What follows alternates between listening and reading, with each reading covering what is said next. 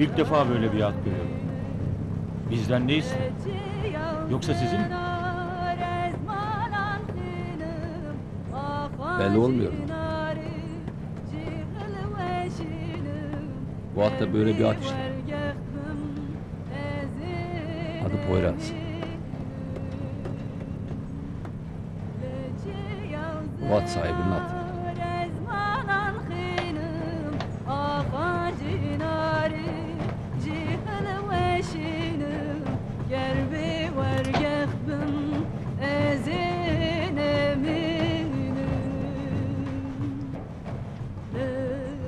Azat bu. Hoş gelmişsin Azat. İstersen sen gidebilirsin. Tamam. Benim arabam geldi.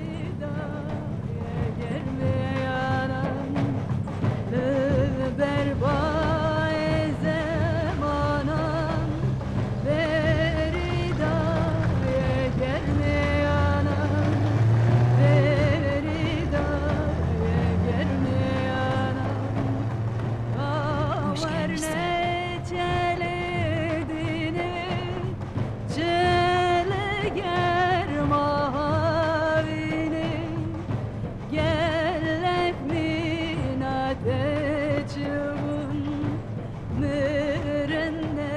Hoş gelmişsin Azat.